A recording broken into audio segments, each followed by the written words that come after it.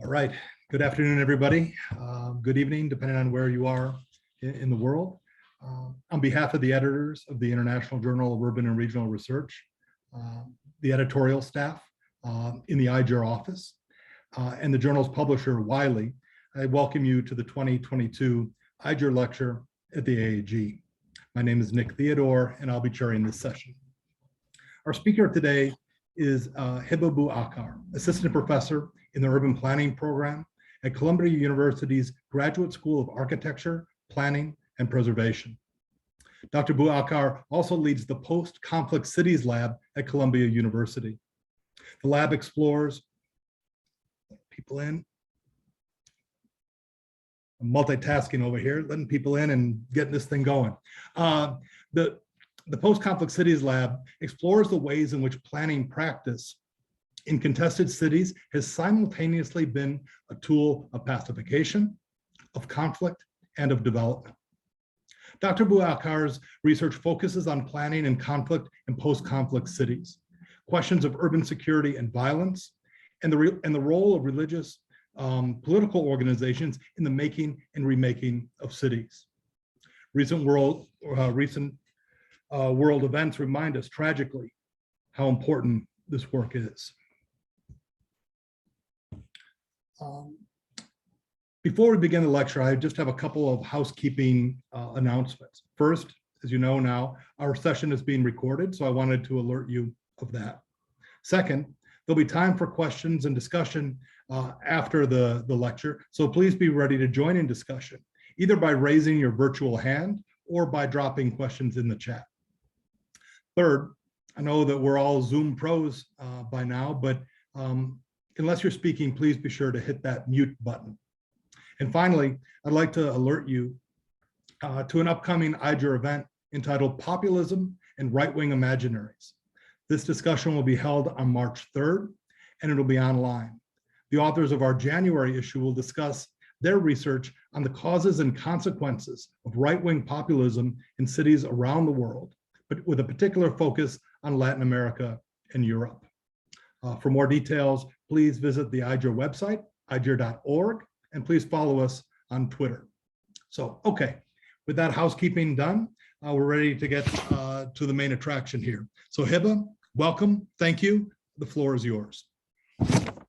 Thank you. Good afternoon, everyone. I'm actually honored to give this talk today, and thank you, Nick, for your generous introduction and for being the chair of this session. I also want to thank the IJURR board and Liza Weinstein, Hayum Bangchin, and everyone who was involved for the invitation to be here. So I'm going to share my screen. So one second.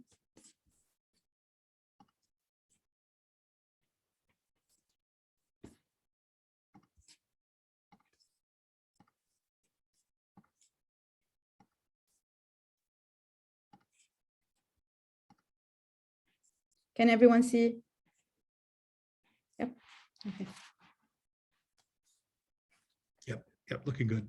So the title of my lecture today is Planning for the War Yet to Come, and it feels strange to be talking about wars and the geographies of their anticipation while we are collectively witnessing the onset of a war in Ukraine, as images of the destruction of its cities and the displacement of its residents beam on our screens, and debates are spurred in our living rooms around the uncertainties about the future of a third world war or a nuclear war yet to come.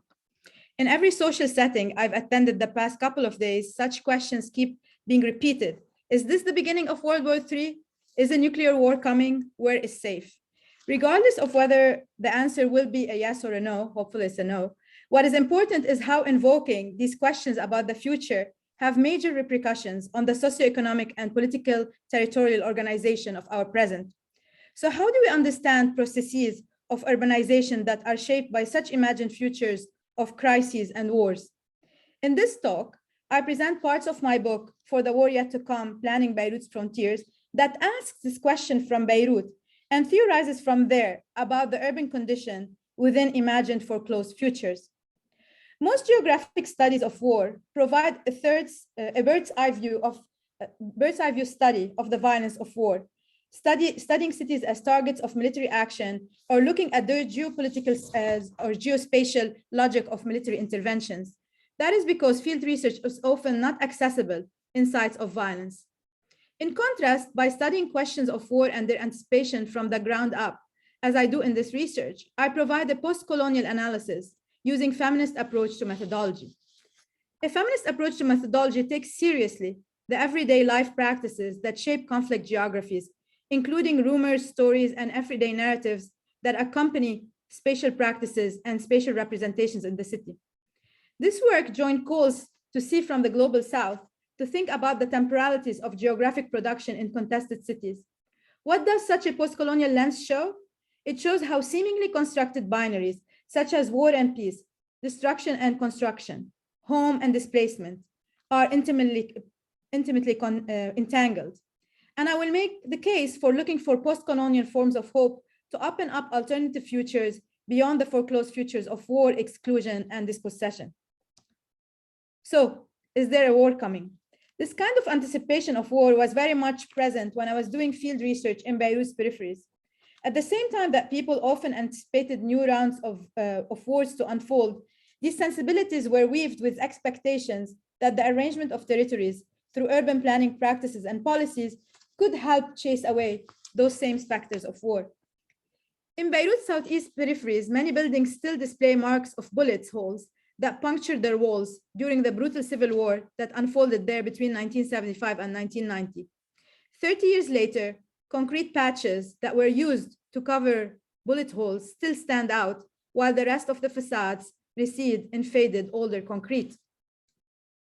Chatting on the balcony of one such building overlooking a valley where residential buildings and agricultural land intermix under a cloud of smoke coming from adjacent industries in the vicinity of Beirut's International Airport, one of my interlocutors, Danny, exclaimed, "Now look at how haphazard urbanization is. You tell me, is this planning?" His wife, Renda, asked, "Where are the playgrounds? Where are the trees, the paved streets? Where is planning?" The gradation of urbanization in front of us gradually blends into one concrete patch with municipal Beirut, which you see here where my pointer is. The Mediterranean Sea framed our view. Looking down upon vital geographies, our location was and continues to be a strategic military site. In 2008, dozens were killed around it in renewed sectarian clashes. Ramiz and Renda remarked that the fact that they live in a place where streets and highways remain unfinished and neighborhoods lack sidewalks, trees, and playgrounds indicate that there is no planning. Where is planning is actually a common refrain and one hears often on the streets in Beirut and on radio and TV shows. Every time I heard such a commentary, I wondered, why do people think there is no planning in the city? What do these narratives tell us about urbanization in a post-conflict city? What I will show here is that, yes, perhaps the streets do not align. Perhaps people suffer in crammed apartments next to industries, and there are barely any public spaces provided. But that is not because of the lack of planning, but it is because these peripheries are intricately planned, fueled by political actors' expected roles in future wars. For my interlocutors, after experiencing a 15-year civil war marked by destruction and displacement and ethnic cleansing along sectarian and religious line, planning promised to rebuild geographies of peace and development, well-being, and coexistence. They expected the planning to bring them parks, paved streets, highways, and clean air. However, many years later, in a region rocked with violence and millions of refugees, where war always looms on the horizon, planning has yet to deliver on that promise. As someone who lived through the Lebanese Civil War, these feelings were also personal. In the 1980s, my family and I experienced firsthand the geographies of war, including multiple forced displacements. Today, the fear of future wars continue to shape our everyday life in Beirut, but so do promises of a better future of a post-war that is yet to come. Of course, these futures are becoming further and further out of reach, given the Lebanese economic collapse and the explosion that flattened part of the city in 2020. Through my work, I have chosen to write about violence in and from Beirut, a place I call home, making this a quest that has been shaped by my personal history as much as it is a scholarly inquiry into geographies of conflict and their aftermath. To this end, I examine in my research the underlying logics that make the phrase planning lacks planning and order a common sentiment in the city. I show that such feelings develop when the specters of war are always present, state structures are not clear, and public projects are often outsourced and privatized. However, I argue that such conditions are neither exceptional nor restricted to the paradigm of cities in conflict like Beirut, Belfast, Medellin. Assuming these cities are exceptional reproduces the same assumptions that this work seeks to destabilize. These assumptions are mostly rooted on how we think of the temporalities of planning and development interventions. Indeed, for so long, the intertwined fields of planning and development have been configured with an imagined future of progress. However, today, we are at a global moment in which the imagined future in most places in the world, in both the global north and the global south, is one of conflict and contestation, characterized by unequal geographies, ecological crises, anticipated terror attacks, an unprecedented influx of refugees and migrants, a global pandemic over the past 2 years, and over the past few days, a specter of a third world war, a horizon of what I call the war yet to come.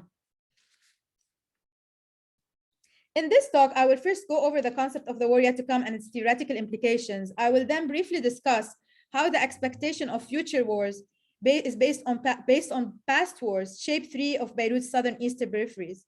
After that, I will reflect on the relationship between planning and socioeconomic development, and we'll move on to discuss a few implications to seeing from Beirut, including thinking about the yet to of global conflicts and the search for hope.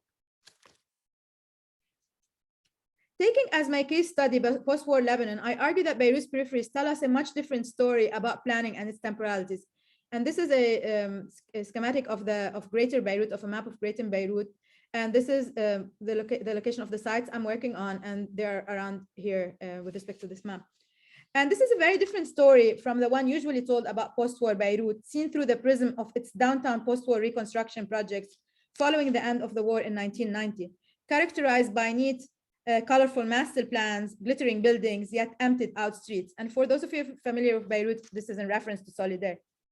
In contrast, Beirut's fast urbanizing peripheries suddenly emerged in 2008 as frontiers of renewed sectarian conflict, when dozens were killed in an episode of violence that was a vivid reminder of the civil war. I argue that this transformation of peripheries into frontiers could be understood through the spatial and temporal logic of the war yet to come. The war yet to come does not treat war and peace as distinct categories. It does not approach war as a temporal aberration in a linear time of progress with a beginning and an end. Rather, it focuses on how war, violence, and their anticipation have shaped Beirut's segregated geographies. The logic of the war yet to come has a temporal dimension and a spatial dimension. Temporally, the war yet to come reconfigures the temporalities of the yet to, through which to understand geographic production. It provides a different lens than the yet to of modernization, which assumes a predictable future, or at least a future that can be forecasted, implemented, and managed, which still guides most planning and development practice. Globally, that future is premised on non-ending excavation of resources, territorial expansion, financial gains, which in part got us actually to this moment of a multitude of ecological and political crises. The future of the war yet to come instead is uncertain and volatile, mostly imagined to be bleak. And this affects how geographies are being shaped, contested, and negotiated. Spatially, in times of peace, in cities like Beirut, this war is often not a war of tanks, cannons, and rifles. Again, it's not the war of tanks and bombs and cannons, but it's fundamentally a geopolitical territorial conflict where the fear of domination of one group by another is fought first and foremost over land and apartment sales and through zoning, planning, and infrastructure projects. The outcomes are planned spaces that are low income, have overlapping industrial and residential zones where highways are never finished and playgrounds are never built. These are what I call the geographies of the war yet to come. In Lebanon, it is the former civil war militias who are key to shaping these spaces. Since the end of the war, these militias have transformed themselves into the major religious political organizations that share power in Lebanon. They've also become key spatial and development actors with varying degree of paramilitary power and networks of social services. Since most of our discussion on urban actors categorize urban actors as either private or public, These actors challenge our understanding of geographic production because they operate simultaneously inside the government and outside it.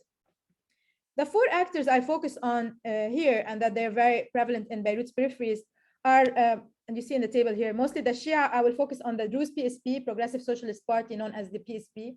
And the Druze, for those of you who don't know, is a minority religious group in the region. The Shia Hezbollah, the Sunni Future Movement, and I will also talk about the Maronite Church and its affiliated political parties. To understand how geographies are shaped within expected wars, I use the lens of urban planning, a discipline concerned with arranging and regulating the built environment, its physical and socioeconomic functions.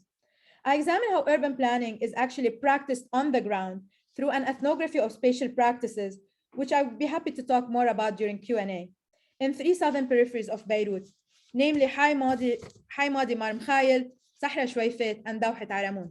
And you see them here highlighted in red. As you can see on the maps, these areas are peripheries of not only municipal Beirut, but also the southern suburbs of Beirut, commonly known as the Dahiya, considered the stronghold, usually considered in international discourse, the stronghold of the Shia Hezbollah in the city. And so what we're talking about here are not only peripheries of the city center, but the peripheries of the peripheries.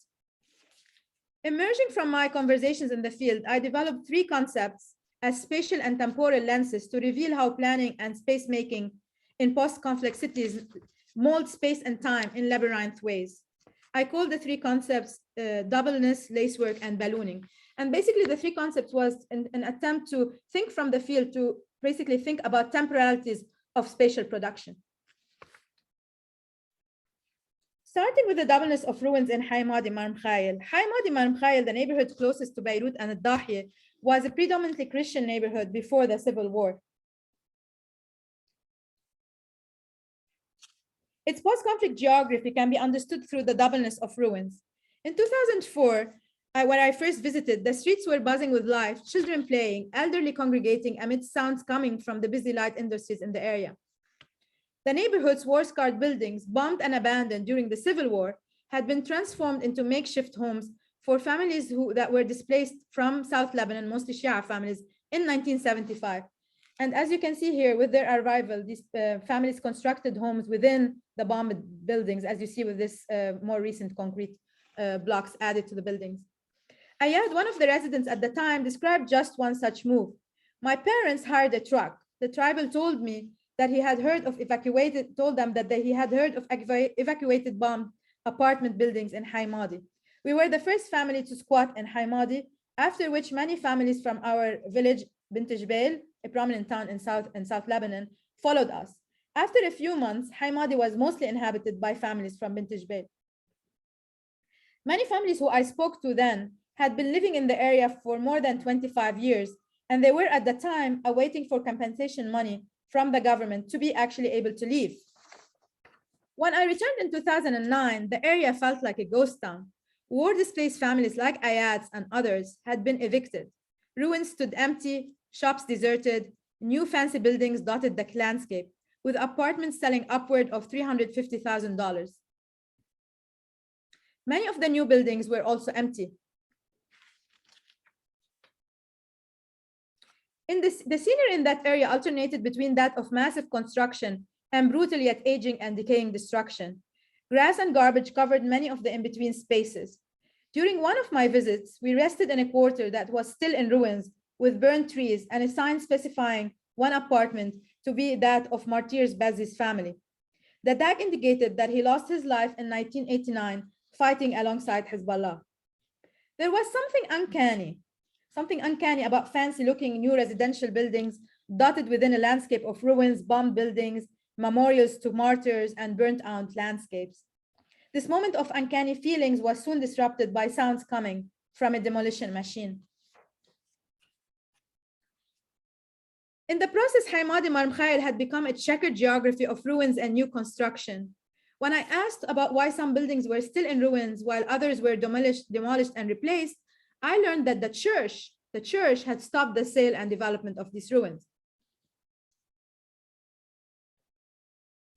On the premises of the Mar Mikhail Church, the local church, only one couple lives. They talked to me about the civil war, destruction, and displacement as if it had happened yesterday.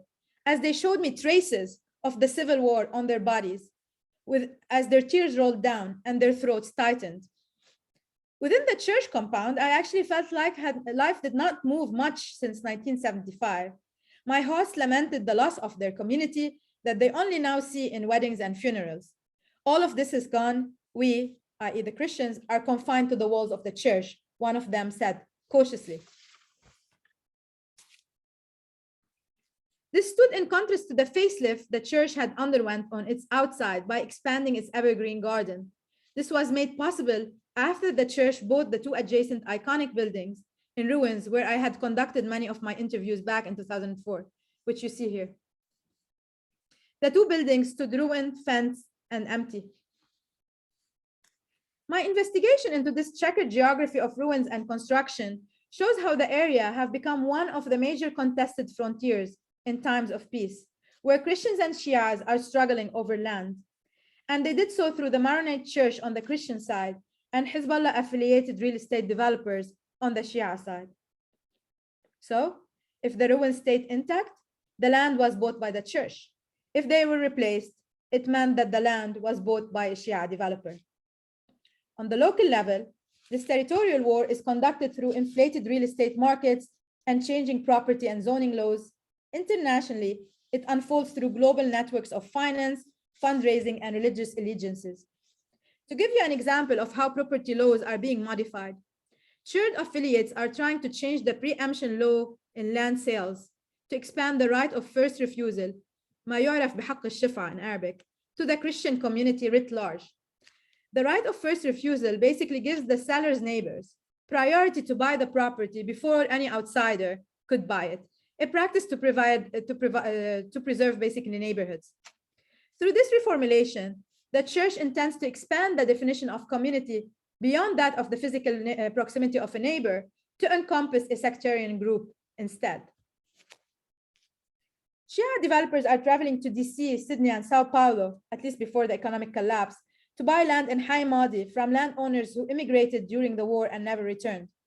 For example, during one interview I had with a Lebanese immigrant living in DC, she told me that selling her land in the vicinity of this area, Beirut's peripheries, allowed her to buy 3 houses in Washington, DC during the financial crisis here.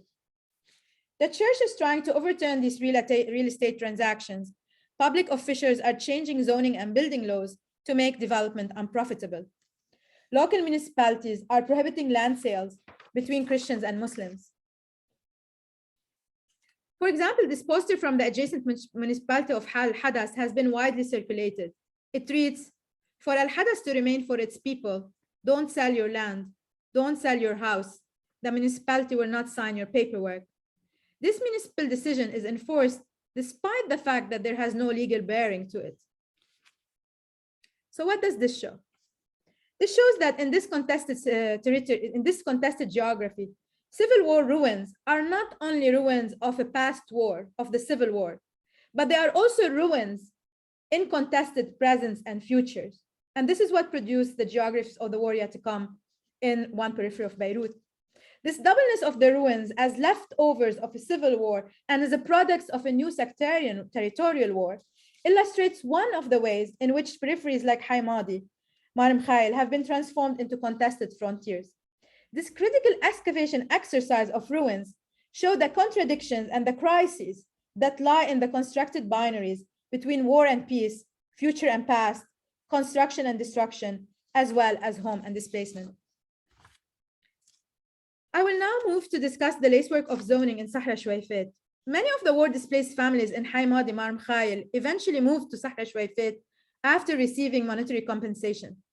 Sahra Shweifet is located next to the Beirut International Airport and is a second-tier periphery of Beirut and Al-Dahiya. During the civil war, the area was an agricultural land heavily guarded by its Druze landowners. The two main warring factions here that I will focus on at least are the Shia Hezbollah and the Druze PSP. It's important to note that with the onset of Beirut's downtown reconstruction in the early 1990s, the Lebanese government opted to deal with the problem of the war-displaced families who were squatting in and around the city for 25 years in areas like High Madi by giving them monetary packages to return to their villages. So basically, they just wanted to throw a little bit of money on the problem and just wish the war displaced families away, instead of developing a comprehensive, affordable housing plan. Religious political organizations took over the allocation of compensation distribution and acted as directors, as mediators between the displaced families and the government. On the verge of eviction, Shia displaced families who were mostly low income were facing an almost non-existent affordable housing market. To keep and expand its popular base, Hezbollah intervened in the land markets of unurbanized peripheries like Sahra Shwaifet to facilitate the supply of low-cost housing. This was done through a network of Hezbollah-affiliated real estate developers who were politically and financially supported by the party, at least in part. As a result, massive low-cost housing projects started mushrooming in the area, like you see here, one of the complexes, what I call the AA complex, which eventually housed many of the Shia war-displaced families. To give you an idea, the development of such low-cost housing complex, like the one you see here, necessitated at least the following: changing the area's zoning from industrial to residential, large financial investment by housing developers, building permits to be approved by the Druze PSP municipality, who was not happy at all with seeing this kind of urban growth, and a network of people to sell apartments to war-displaced populations who were looking for affordable housing on the fringes of the city. Although the area is formal, so we're not talking here about a squatter settlement, the development has had to come together, supported by Hezbollah and Harakat Amal, the other Shia political party, to install infrastructure when the PSP-led municipality was actively delaying the process. In one complex, Naji, a resident who is a public utility electrician, actually volunteered to wire a number of the buildings and connect them back to the main power supply. His friend Asim, who works as a driver in an asphalt company, would on a daily basis leave a bit of the asphalt in his trunk, using it to furnish the open spaces and roads of the neighborhood. What I would like to emphasize here, however, is that Hezbollah did not house their supporters, and this is not a top-down approach, but rather created what I call channel markets that ensured many of the war-displaced families who were squatting in war-displaced neighborhoods like Haimad Imam Khail would move to places like Sahra Shwaifet. This distinction is critical because it highlights how actors like Hezbollah's intervention in the urban development of the area took place through markets, through real estate and housing markets, and not what is usually assumed about actors like Hezbollah, that it's mostly, these are provisions as charities to the poor. Plus, its affiliated developers made huge profits by tapping into the economies of scale of areas like Sahra Shwaifet.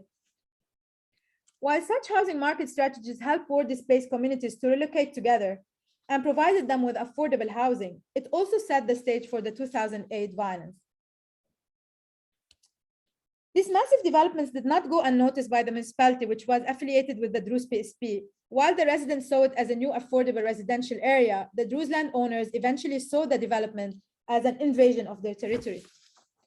In order to stop the urbanization of the area as a Shia territory, the PSP, as described by one PSP official, the PSP, through its different positions inside and outside the government, worked towards the zoning the area as industrial. At the same time, Hezbollah and its affiliates worked to zone it as residential. As political alliances ebbed and flowed between the two groups, and they actually do fight and become friends often, zoning and building laws kept changing. Between 1996 and 2008, as you see here, the master plan and zoning of Sahra Shwaifet changed at least 8 times in 12 years. So red is industrial, blue and green is residential, and you can see how it changed between 1996 and 2008. And if you're not familiar, and why is this significant? Because if you're not familiar with urban planning, master plans are usually drawn with a forecast for the next 20, 30 years, and they are not usually changed every year of every other year like is happening here. Here, industrial zone is a synonym for Druze territory, and residential zone is a synonym for the Shia territory, as one local planner told me. Between industrial and residential, Sahra Shwaifet is now a patchwork of apartment buildings in the vicinity of industries and an active urban agriculture area. Every winter, the area witnesses an environmental crisis when rainwater gets mixed with industrial waste and soil fills the residential streets. In 2008, as sectarian battles raged in the streets of Sahra Shwaifet, another battle took place And this battle is, again, it's not a battle of rifles, it's a rezoning battle. The PSP passed a master plan that reinscribed the area as middle income to show its urbanization, to slow its urbanization. So if you look with me at this table, you can see in 2004, this is on this side is the 2004 zoning planning regulations, and on this side is the 2008 zoning planning regulations. In 2004, we can see that the law allowed hollow concrete facades and made it possible to build with congregated or tin sheets. In 2008, just 4 years after that, the regulations demand that the facades will be cladded with 60% natural stone. 60% of the roof should be covered with red tiles, and it's prohibited to have more than 2 apartments per floor, per block.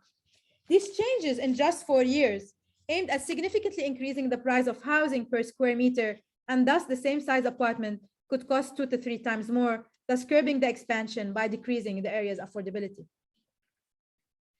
This rezoning is not only related to these actors' positioning in local wars, but also regional ones. Sahra Shweifet was bombed in the 2006 Israeli war on Lebanon and was targeted by an ISIS suicide bomber in 2014, inserting it as a node in the Arab-Israeli and Sunni Shia regional conflicts in the Middle East. Therefore, military geographies are also key to these rezoning schemes, since both actors function as paramilitaries with expected roles in local and regional wars yet to come. Therefore, paramilitary urban strategies like domination of hilltops and access to weapons are key to these planned geographies. For example, what you see here, the contestation over the industrial and the residential is happening in the vicinity of the international airport. And therefore, it is related to the ability of these actors to access the airport and maybe weapons in the event of war. Also, PSP's rezoning of hilltops as villa zones, which you see here, aim to stop urbanization on militarily strategic hills. So the zoning change from D to V is a change from allowing multiple story housing with commercial activities, basically a buzzing area, to an area where only villas, or what we call here single family homes, are allowed. Basically, you need a large plot of land to build one house. These planning practices have now created a lacework of urbanization. And I use lacework here to reflect a pattern of negotiation and contestation more than coherent development vision. In times of peace, it points to a logic of negotiation whose outcome is the coexistence of incongruent processes, such as homemaking and displacement, everydayness and militarization, green landscapes, and environmental hazards. In times of war, the contours of this lacework are immediately transformed into battle lines where many get killed, as we saw in 2008.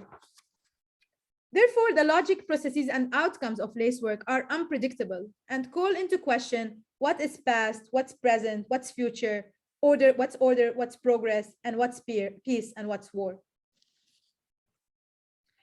Not very far from Sahra Shweifet is Dahet Aramoun, and I will talk briefly about the site. It's the farthest site from Beirut and Dahi. Its urban development is characterized by a mixture of lavishness and extreme poverty, of spectacular views of the Mediterranean Sea, and of garbage filling its river streams.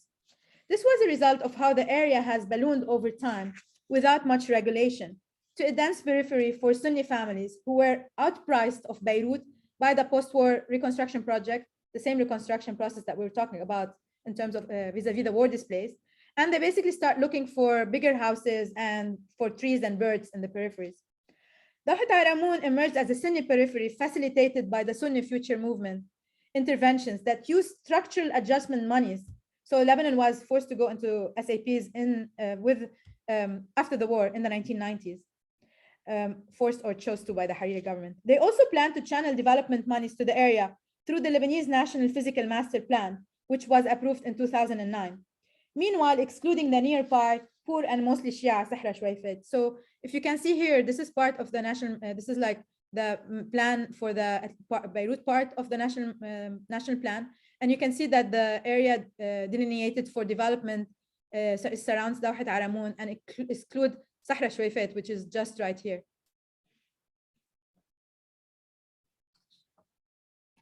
And when I asked one high official about why Dahet Aramoun was signaled out of all peripheries on the national level as a place to inject development monies, he told me this is planning by touchstones in reference to the practice of distributing development projects i.e. money through a sectarian logic. And this is basically borrowing from weighing by touchstones, which is a traditional system of weighing objects. Such a divided planning strategy is not new in Lebanon. Master plans developed during the war actually accepted the de facto order of war, providing each militia with a regional center. And this new configuration is not very different from the plans that were developed during the war.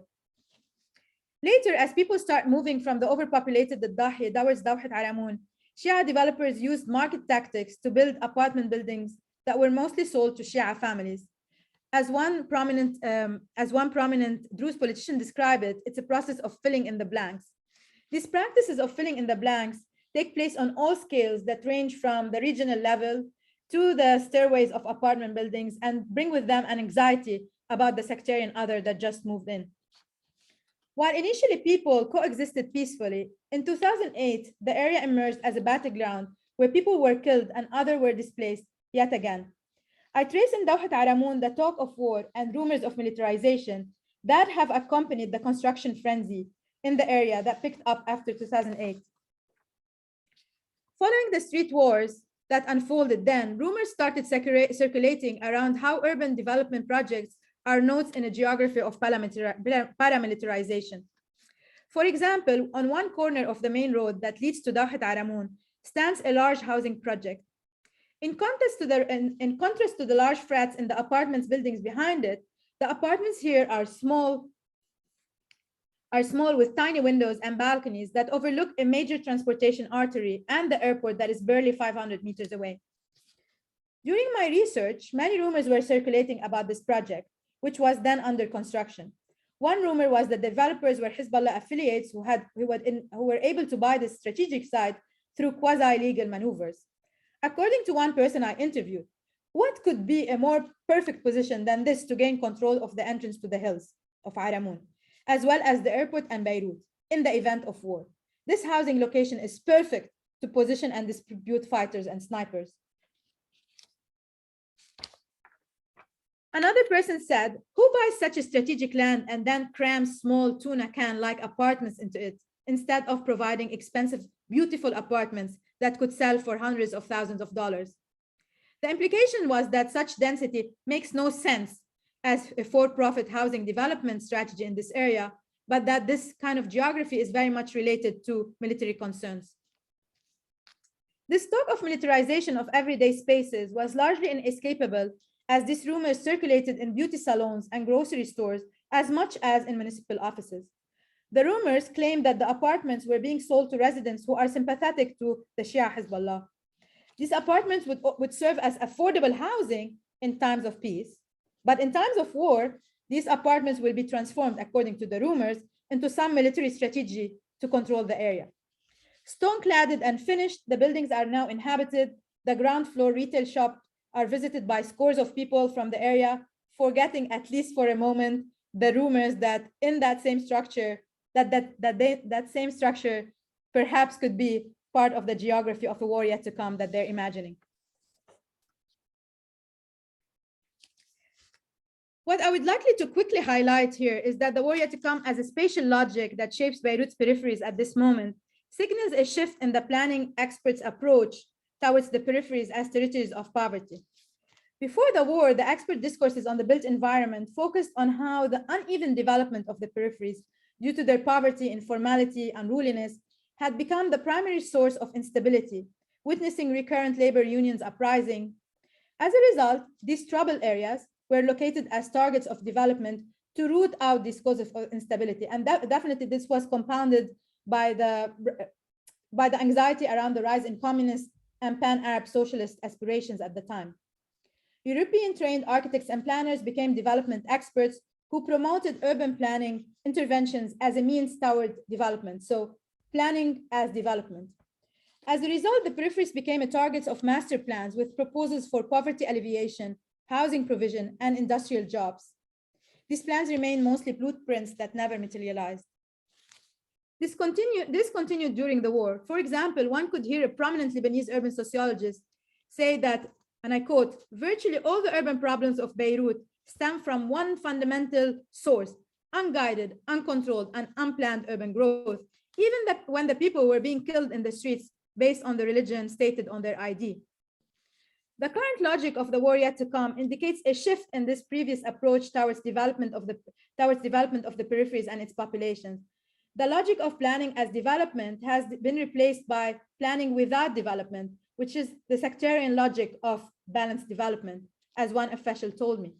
Within this context, planning has now become a tool of delineating zones that delegate development within them, like the provision of affordable housing or water wells or any other social services, to religious political organizations, which became clear during my interviews with many well-meaning planners who rarely talked about their roles in addressing poverty, lack of jobs, or housing shortage of planners in official capacity, who rarely talked about addressing poverty or lack of jobs or housing shortage, even when asked about that in the poorer peripheries.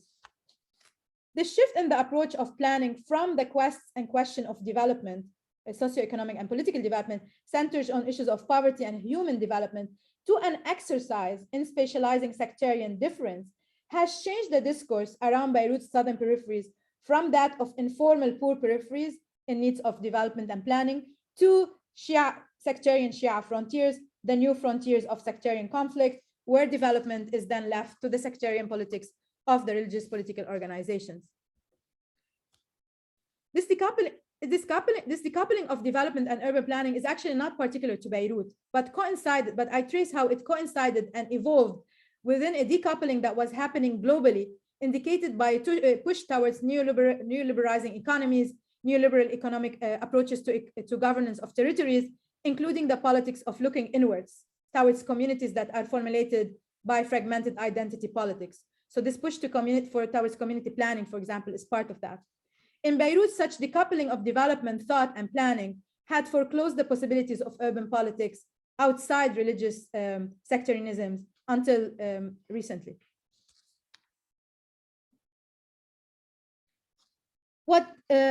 By seeing from the global south, specifically from Beirut, what this work shows is how Beirut's peripheries are indeed centers, locally as they shape urbanization of the peripheries, and transnationally as embedded in circulations of militarization, conflict, and finance.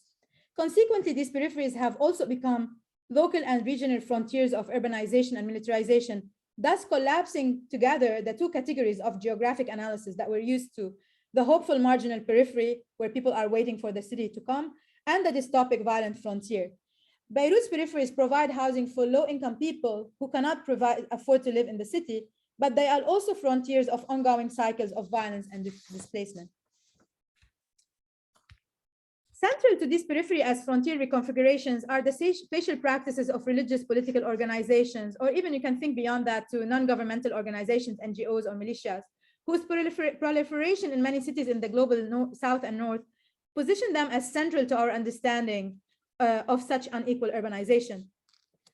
While many discussions have often located them as private actors in a public-private binary mapping of actors, what I show here is that these entities are better understood as constellations of actors that weave the public and the private and include bureaucrats, mayors, ministers, planners, developers, charity workers, formal militia people, residents, etc.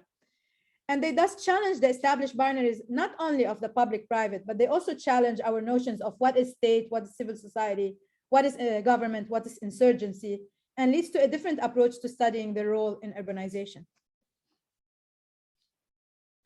In Beirut and other contested cities, these constellations of actors play a significant role in the exercise of ordering the present through their expected roles in future of conflict. What counts in their schemes, as we saw, in addition to ruling the real estate and housing markets, is their ability in the event of war to control strategic hilltops, maintain access through residential zones, etc. Basically, a militarization of everyday life. This logic indicates a shift in our understanding of what we usually think as militarized spaces. In this context, it's often construction as much as destruction that is constitutive of war.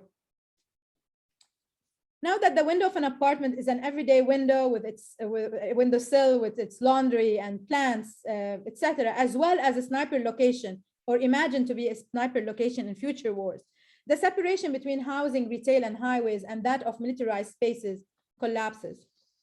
Barely understood, these complex geographies are further being dispossessed through transnational wars. For example, such areas are being mimicked by US and Israeli armies who have built mock Arab towns in the deserts of Nevada, California, and Najaf to train for their non-ending wars in the Middle East. Studying these everyday militarized spaces ethnographically shows how these geographies are mostly inhabited by marginalized communities who are struggling to make a home while always anticipating displacement by some future war. Common in the Middle East and beyond, understanding how actors like the religious political organizations here shape space is critical to imagining a future of change and the different politics of space making.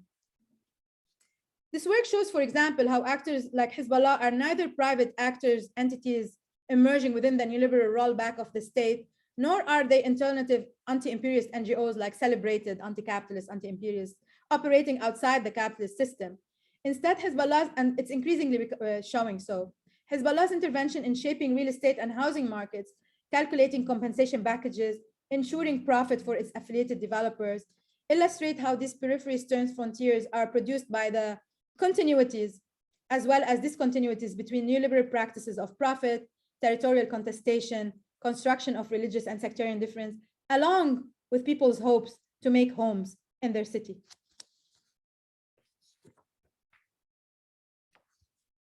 This ethnography of spatial practices also shows how sectarianism and the production of political difference in general is spatially and temporally produced. And this is important for people who study the Middle East. For some reason, for those of us who study the Middle East, people assume, people who are not from or that do not work on the Middle East assume that you cannot actually theorize from the Middle East, that somehow this area is an anomaly or an exception where people just have continuous wars and kill each other. And therefore, sectarianism is assumed or is assumed to be natural. It's assumed that one is born into it and you cannot do nothing about it to change it.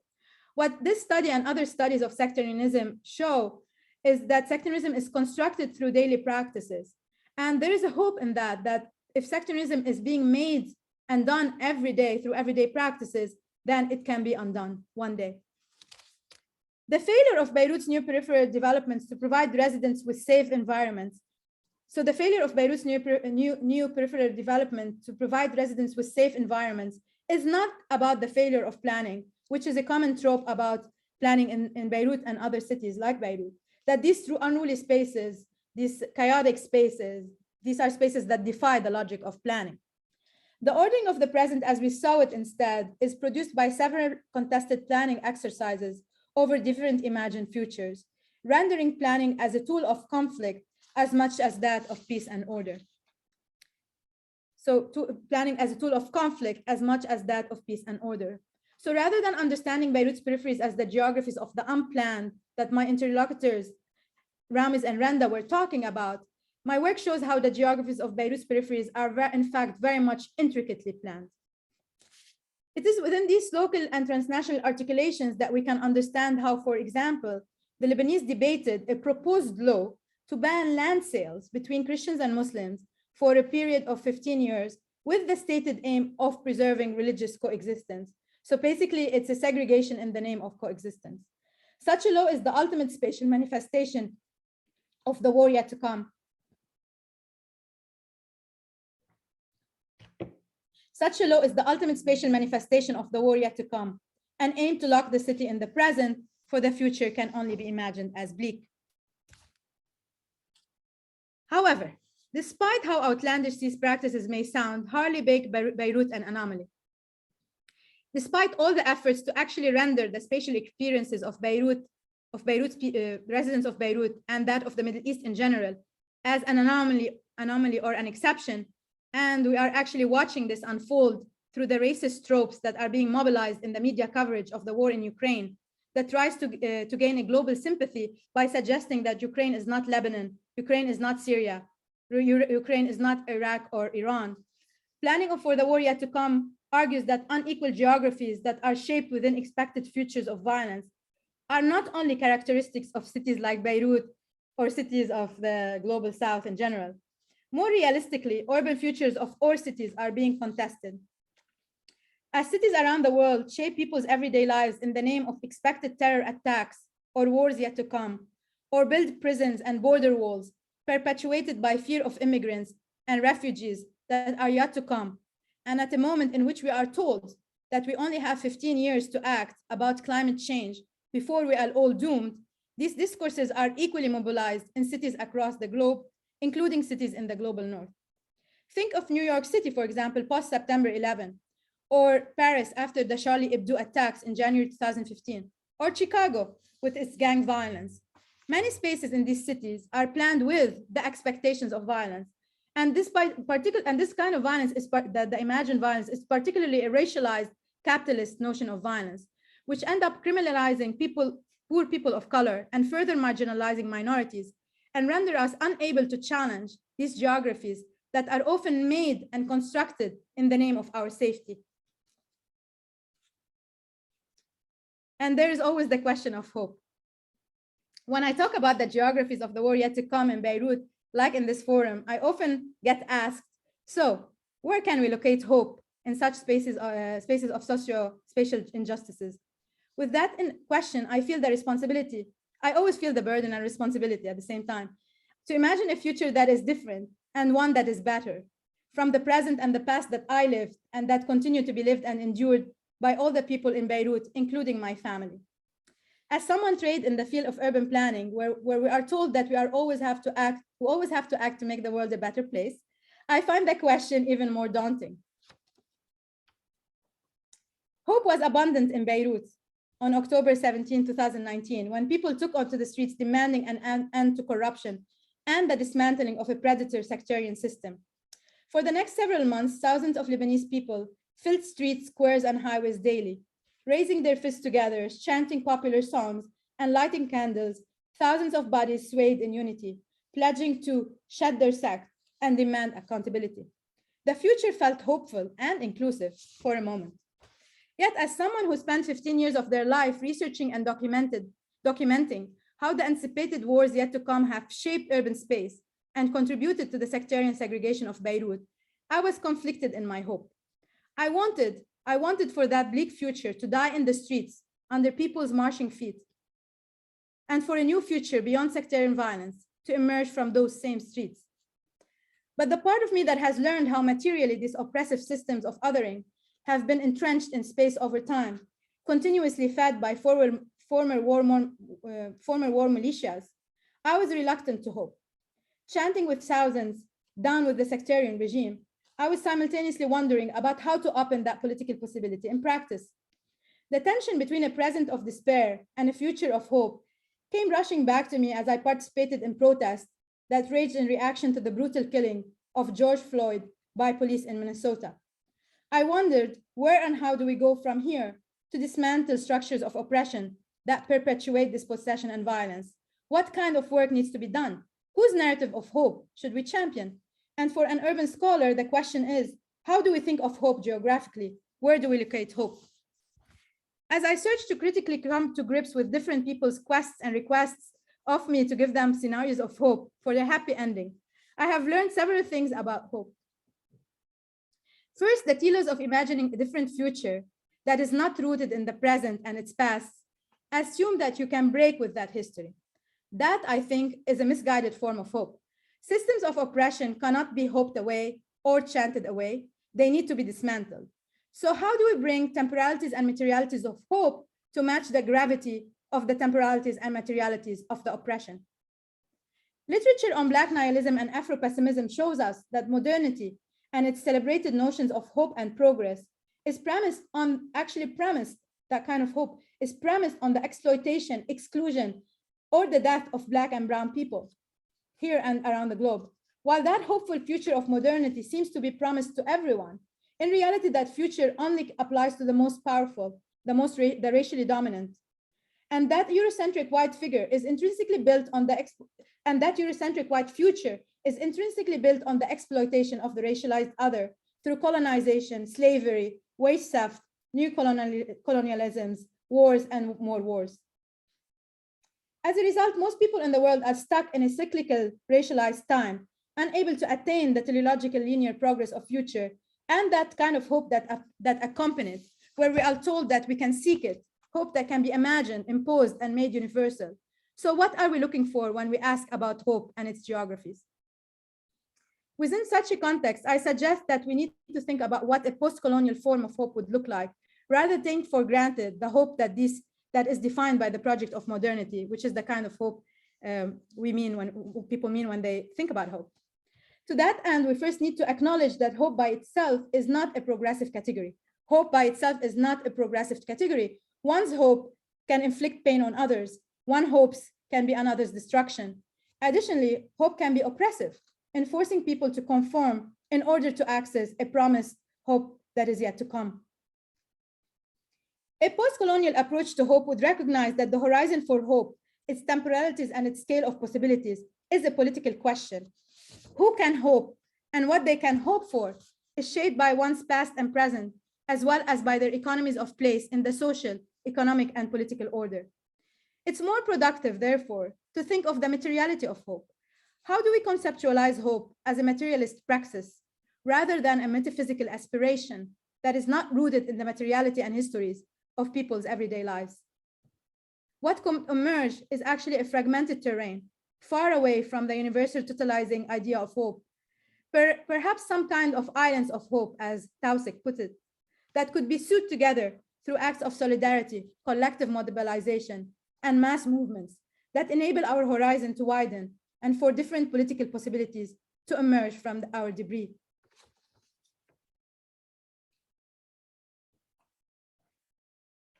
Back to the question about hope in Beirut's peripheries. If that question is asking about how people can free themselves from sectarianism, its temporalities and geographies, it's important to recognize that such a future is not possible without thinking of the many scales through which these systems of oppressions have developed over time at the intersection of colonialism, neoliberalism, and militarization. In the case of Beirut, where the city's peripheries have been transformed not only into frontiers, but also centers and nodes in transnational circulations of finance, militarization, and political sectarianism, that would require continuous urban struggles that intersect with a global push towards decolonizing international relations, global demilitarization, and curtailing capitalist exploitation. The hope for liberation that people are looking for then might not lie only in dismantling the sectarian demarcation lines in Beirut's peripheral neighborhoods, but only in a total demolition of racial capitalism and imperialism and the international military-industrial order that feeds it.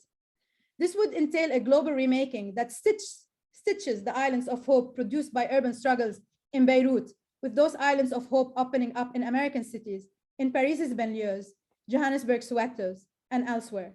Perhaps then we can have a working framework for decolonizing and post-colonizing hope and appropriating its materialities and temporalities as tools for emancipation and liberation. Yet hope remains, however, in the prospect that logics of fear and exclusion continue to be widely contested, dismantled, and resisted, and that these contestations continue to give rise to movements that bring on new spatial and political imaginaries for more equitable cities and better futures, reminding us that the future is always yet to be written. Thank you. Thank you, Hiba. Fantastic. Well, folks, we have some time left to we can open it up for questions and for discussion. So I want to give folks either a, oh, do we already have a raised hand? Yes, please. Hi, thank you for the opportunity, Nick, and thanks, Hiba, for an excellent book presentation. I really enjoyed this book. I think it brings a lot to think about when it comes to thinking about the socio-spatial challenges in cities and the geographies of war.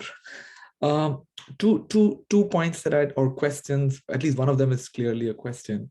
One is about this thought on planning as development and then planning without development.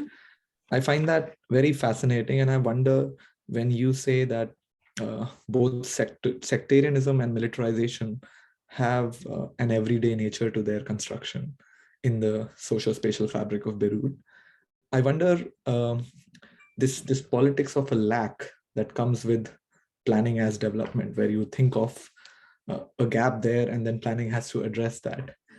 I think that shift that you talk about, I wonder what was before that shift, because always planning had that politics of lack, and also at the same time, I'm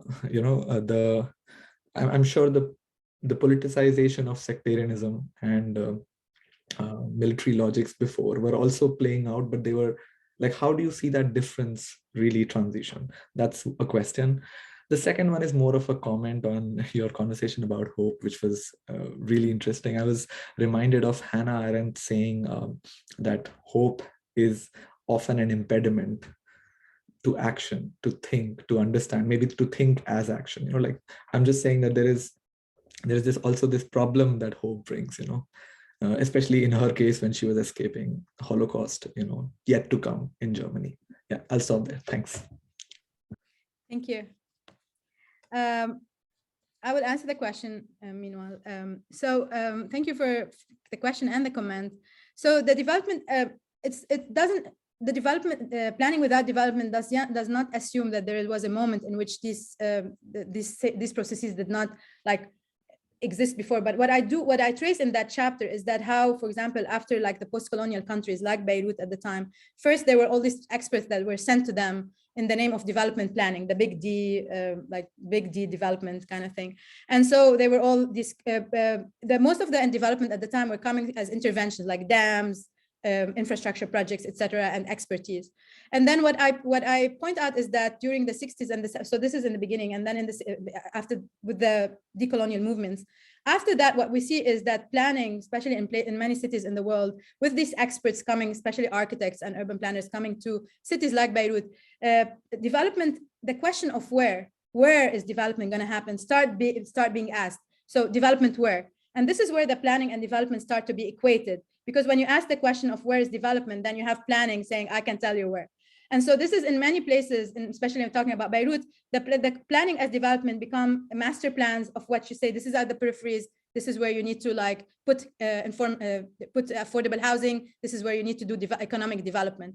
Now, what I'm trying to say is that after the 90s, and it coincides with the neoliberalization and the fall of the Soviet Union, et cetera, what happens is the shift is actually, there's not even anymore, even during the war, there's even an attempt talking about the peripheries, saying we need to do something about these unruly peripheries, we need to civilize them, provide them with housing, etc.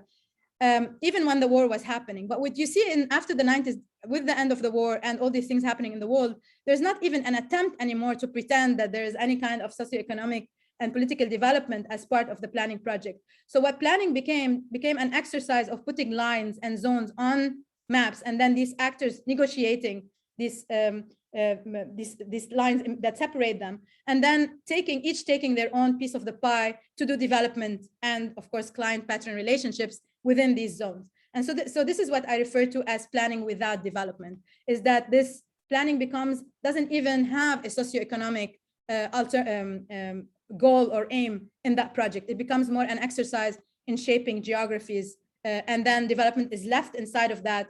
In the case of Lebanon, it's left to former militias. In other places, you can think of NGOs, people like charities, etc., that then take on the project of development, but also there's a politics to it, right? This is not just innocent, there's a socioeconomic and political dimension to that. So this is in relationship to tracing that, and then also not to exceptionalize the situation in Lebanon. That actually follows a trend globally. So in that chapter, I follow how that is happening at the same time that it's happening in Lebanon. It was also happening elsewhere, and of course, the experts in Lebanon were initially were from Greece, and then they were from France, etc. So they were connected to what was happening in the global north.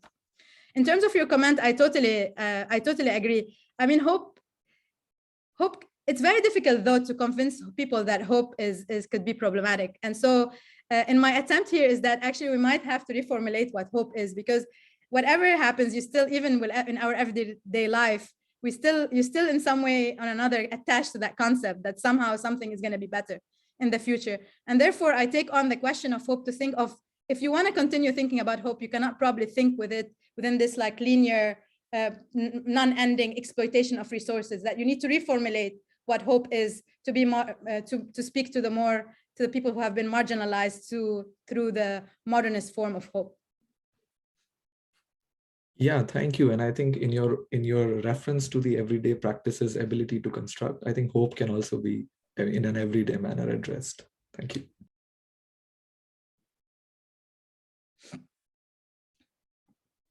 So Hiba, I also was struck by this notion of planning without development. And as I was listening to your talk and as I read your award-winning book, everybody see that? I couldn't help but think about my own hometown of Chicago and its contested geographies of place. You know, here in Chicago, we have our own processes of capital accumulation through property markets. We have our own ruins. And in reading the book in particular, I was struck, and then there it was on the very last page of the book, Chicago appears. And it's not that I always have to see Chicago and everything, but you know, the whole time I'm reading this book, I'm thinking about Chicago, and then there it is. And for folks who haven't had an opportunity yet, Hiba mentions a program on the south side of Chicago through the police department, a program that assumes a violent future, she writes. But all this to me gets connected back to this question about planning without development. And so my question is this, it does seem that a feature of contemporary urbanization in many parts of the world, from Beirut to Chicago, is this planning without development, is this situation where, as you write,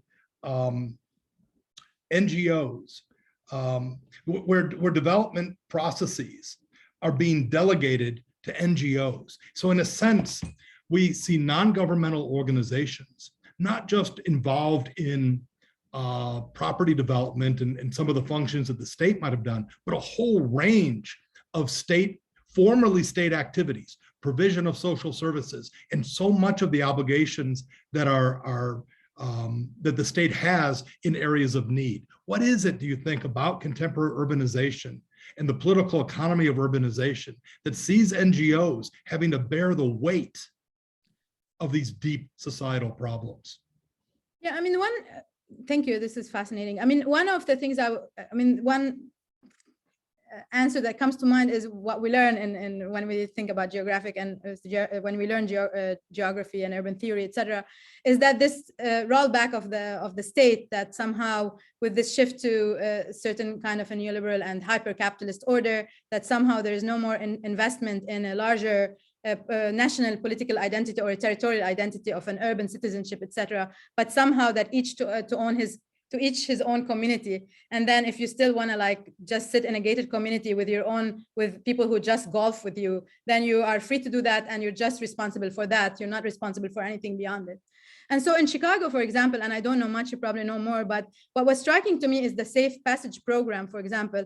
It doesn't invest anymore in it doesn't even pretend or attempt to try to deal with violence against Black bodies. What it does instead is like works with churches and non-governmental organizations to basically sue different spaces in the city where the students have to pass, and then just make people stand there so you can actually pass safely from one place to another without having to deal with the uneven geographies of the entire area. So what you do is you use these churches and NGOs to help you lay over a safe passage over basically the debris and the ruins of what we've created collectively in terms of violence, without attempting to even invest or do anything towards these geographies, and then just assume that the anticipated violence is actually racialized capitalist violence, that only, it's the insecurity is coming from the marginalized people, from the Black folks, from the Middle Easterns, from etc., rather than thinking collectively about what is at stake there and what is happening in these geographies.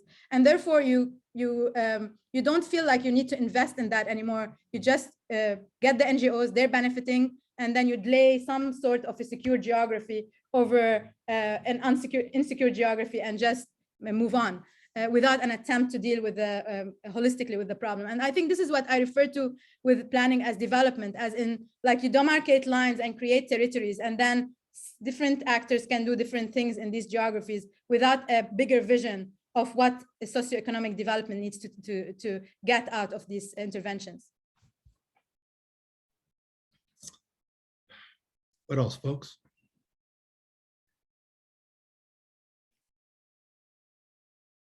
I think it's a great point that you make. I mean, it is a perverse state response to kind of ignore the wider. It's basically what you describe in your book.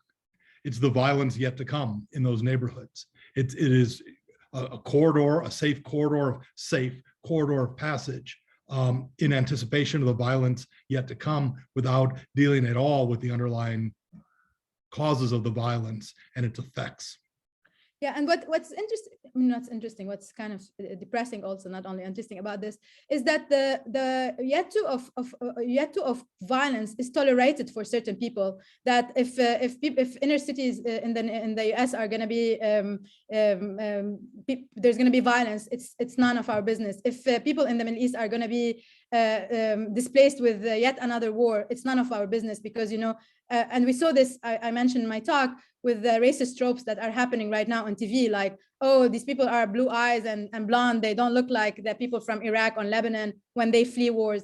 And that assumes that, or look, they have better cars, so we should care about them. And this assumes that somehow,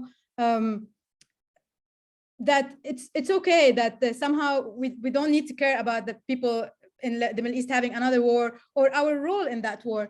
I think one of the things that people ask about when they ask me about hope, that I'm always often think about, is that, especially in these forums like this, is like, okay, where's hope? How can we be hopeful about Beirut? And usually my interlocutors are located in the global north, and they think that they're very far away from the war, that somehow they never experienced war, they cannot maybe sense what I went through and what people in Lebanon are going through. So it seems like a far away issue that they have nothing to do with it. They just try to be empathetic.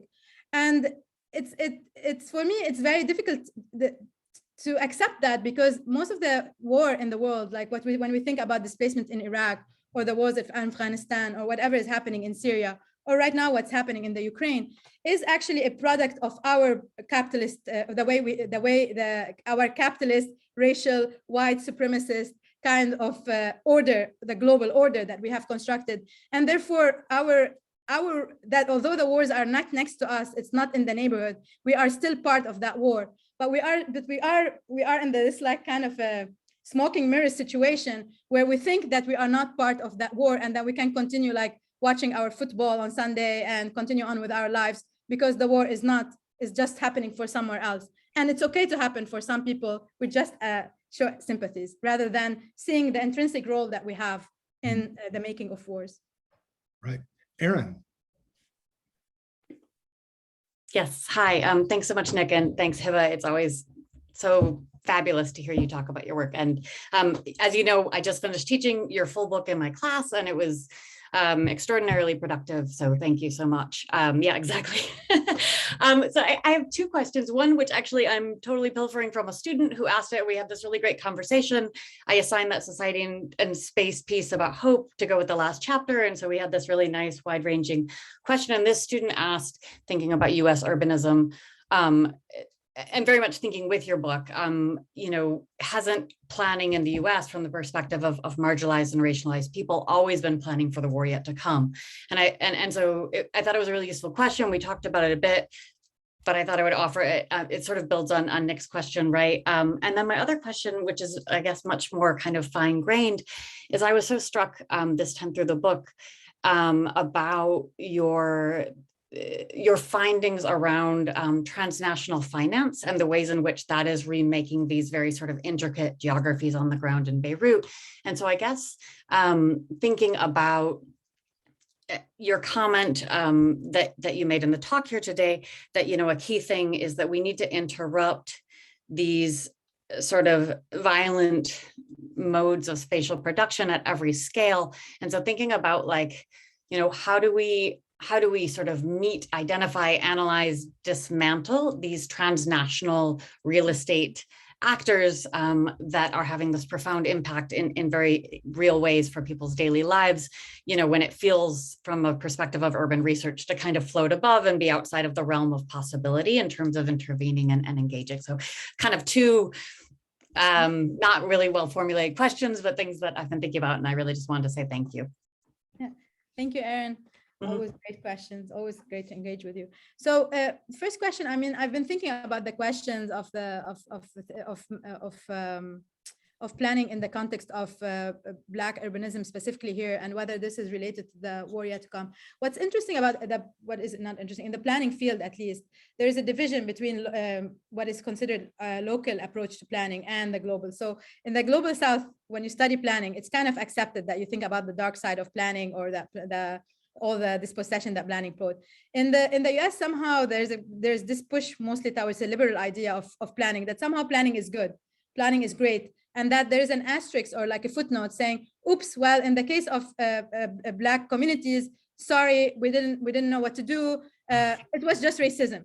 And then they just go on. And then I'm writing this paper about the planning fixes. Somehow it's just, then something happens, like public housing, people labeled as houses blighted, you build public housing, then public housing fail, then you destroy public housing. And every time you're calling on planning to fix that problem without actually asking the question if planning is implicated in these productions, of if itself has implicated in the production of these violent geographies. And therefore you just assume that planning is good. We have a good intent here. We're all ethical people, ethical planners. So we're just gonna figure out what we're gonna do next. If we know what we're gonna do next, it's gonna be over. And then the same thing happens again. And therefore there is very little, I mean, except of course in the Black tradition, there's very little reflection on the role of planning in trying to think about its role in the production of the violence yet to come, or the violence that happened more so in Black and inner cities in the US. So this is my first question, is how to think. And I think it helps to think, to join together the literature on the planning in the global South, especially the dark side, and my work is part of it, to think together with the racial planning here about these temporalities of space and how planning is implicated in projects of violence and dispossession. So this is the first one. Can you tell me more about the second one? We have 1 minute. I forgot the. Just about the transnational networks of finance capital and how one might think to interrupt or analyze or understand those. Yes, I mean, I have two answers. One is I'm more sure about than the other. The thing about transnational networks during my work was very fascinating to me, and especially when I interviewed this woman in Washington D.C. who sold her land, her 5,000 meter land in Al Hadas next door, and then bought 3 houses to benefiting from the financial crisis here.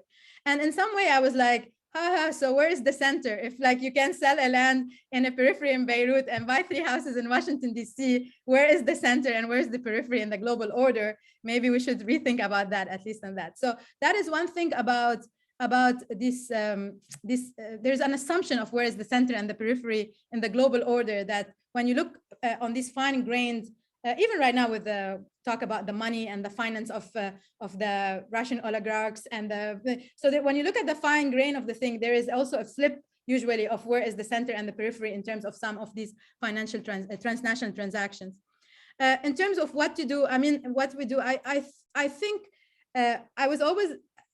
That comment came in response to people asking me, so what's hope in Beirut? And I always felt like the answer that people wanted to hear is that, yes, in Beirut, people are gonna one day stop being sectarian and love each other, and somehow it's just gonna like be all great, and there's not gonna be any more sectarian segregation.